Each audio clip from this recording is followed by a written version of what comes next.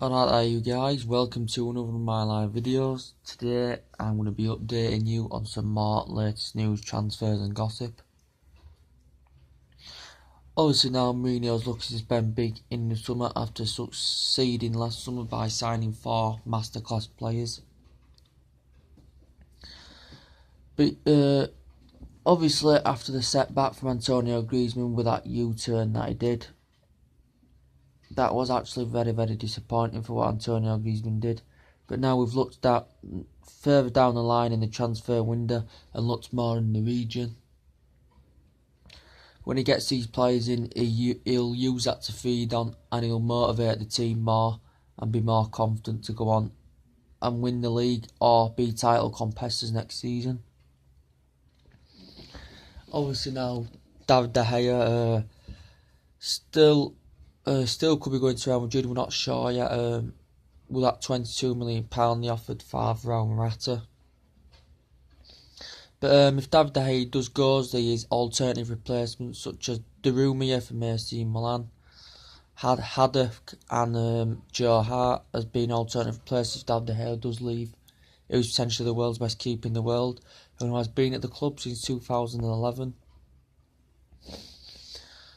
Right back Valencia, fantastic. Has extended his contract 2019. He's fantastic though. He's got fantastic attacking instinct, good at holding the ball, very pacey player.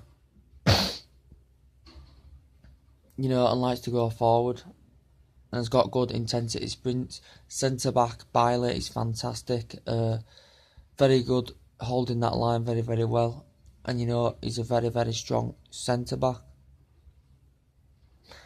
And we need someone who's as strong as Bailey at that centre-back position. Van Dijk is allegedly supposed to be the best centre-back in the Premier League according to numerous reports. We've looked into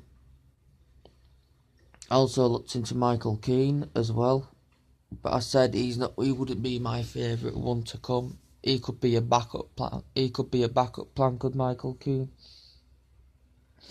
Victor Lindelof from Benfica. Latest news about that is that could be announced this week. Could Lindelof? He could be potentially one of our first signings of the summer. Could Lindelof? Do you think he's highly rated? Do you think he's good? Left back.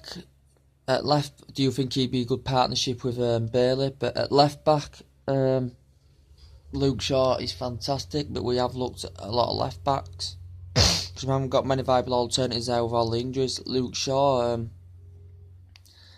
we've looked at Mendy, who's got a fantastic high advantage and good ability. We've looked at Danny Rose from Tottenham. We've looked at Ryan Sigurdsson from Fulham, that youngster. He's fantastic though, Ryan Sigurdsson. For the Cottagers, he's played phenomenal. He's young. He's risen up the ranks. In his academy, he's risen up the ranks, and he's a high prospect. He was at a barnstorming season with Fulham. He's a very good attacking instinct. Good on the ball. Likes to run past defenders and take defenders on. And is very skillful. Good in the air as well. So he would be lethal at left back. In midfield, Michael Carrick, fantastic centre defensive mid, but we're looking for a few midfielders to be fair. Holds that line very well. He's not much of a player that scores goals or attacks, but he does hold that line very well. He covers space, presents threats from happening, and he's just a fantastic player, and he's been the solution Manchester United. We've also looked into Baku from Monaco as well. He could be another good player in midfield. James Rodriguez, fantastic. One of the best left-footed players I've known in the world is James Rodriguez. He's got a fantastic technique. And he has failed to establish himself at Real Madrid. He hadn't got first team action. He hadn't even established himself on the bench. But it's been stemming for weeks that we are heavily linked with James Rodriguez and that he does want to make a move to Manchester United according to numerous reports. So he would be leafing that midfield role. Because Pogba is very, very creative, very precise on the ball. Potentially one of our best midfielders, Pogba, Mata. He's very clinical and he's important, but since that injury he hadn't been himself, he'd been a bit off colour.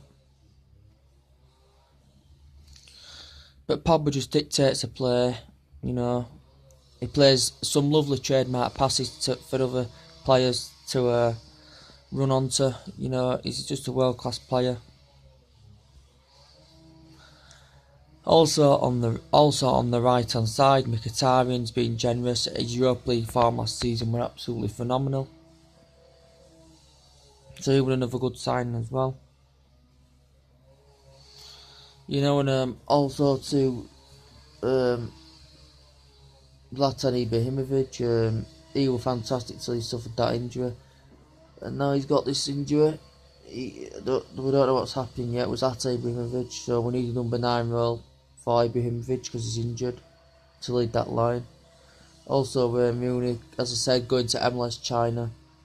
Or he could MLS or China, or could be going back to Everton where it all began.